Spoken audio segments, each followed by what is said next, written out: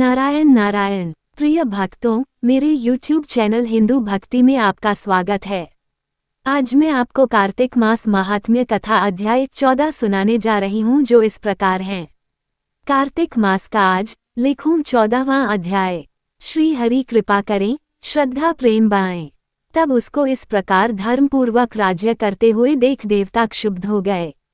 उन्होंने देवाधिदेव शंकर का मन में स्मरण करना आरंभ किया। तब भक्तों की कामना पूर्ण करने वाले शंकर ने नारद जी को बुलाकर देव कार्य की इच्छा से उनको वहां भेजा। शंभु भक्त नारद शिव की आज्ञा से देवपुरी में गए। इंद्रादिक सभी देवता व्याकुल हो शीघ्रता से उठ नारद जी को उत्कंठा भरी दृष्टि से देखने लगे। अपने सब दुखों को कहकर उन्हें नष्ट करने की प्रार्थना की। तब नारद जी ने कहा, मैं सब कुछ जानता हूँ, इसलिए अब मैं दैत्यराज जलंधर के पास जा रहा हूँ। कह नारद जी देवताओं को आश्वासित कर जलंधर की सभा में आए। जलंधर ने नारद जी के चरणों की पूजा कर हंसते हुए कहा, हे ब्राह्मण, कहिए आप कहाँ से आ रहे हैं, यहाँ कैसे आए हैं? मेरे योग्य जो सेवा हो उसकी आज्ञा दीजिए। नारद जी प्रसन्न होकर बोले, हे महाबुद्धिमान जलंधर, तुम धन्य हो। मैं स्वेच्छा से कैलाश पर्वत पर गया था, जहाँ 10,000 योजनों में कल्पवृक्ष का वन है।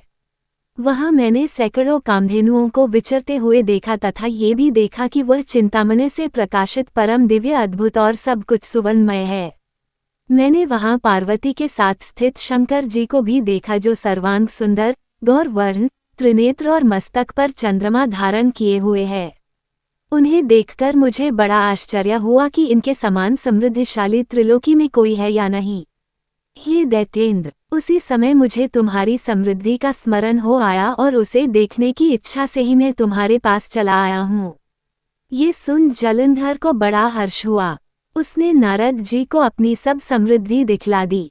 उसे देख नारद ने जलंधर की बड़ी प्रशंसा की और कहा कि निश्चय ही तुम त्रिलोकपति होने के योग्य थे। ब्रह्मा जी का हंसयुक्त विमान तुम ले आए हो और द्युलोक, पाताल और पृथ्वी पर जितने भी रत्नादि हैं सब तुम्हारे ही तो हैं। उच्चे, श्रवा घोड़ा, कल्पवृक्ष और कुबेर की निधि भी तुम्हारे पास है। मणियों और रत्नों के ढेर भी तुम्हारे पास लगे हुए हैं। इससे मैं बड़ा प्रसन्न हूँ, परंतु तुम्हारे पास कोई स्त्री रत्न नहीं है। उसके बिना तुम्हारा ये सब फीका है। तुम किसी स्त्री रत्न को ग्रहण करो। नारद जी के वचन सुनकर दैत्यराज काम से व्याकुल हो गया। उसने नारद जी को प्रणाम कर पूछा कि स्त्री कहाँ मिलेगी जो सब रत्नों में श्रेष्ठ हो। नारद जी ने कहा, रत्न तो कैलाश पर्वत में योगी शंकर के ही पास है। उनकी सर्वांग सुंदरी पत्नी देवी पार्वती बहुत ही मनोहर हैं। उनके समान सुंदरी मैं किसी को नहीं देखता। उनके उस रत्न की उपमा तीनों लोकों में कहीं नहीं है। देवर्षि उस दैत्य से कहकर देव कार्य करने की इच्छा से आकाश मार्ग से चले गए। हमें उम्मीद है हमारे द्वारा दी गई जानकारी आपको पसंद आई होगी। अगर आपको ये जानकारी पसंद आई है तो चैनल को सब्सक्राइब, लाइक और शेयर जरूर करें।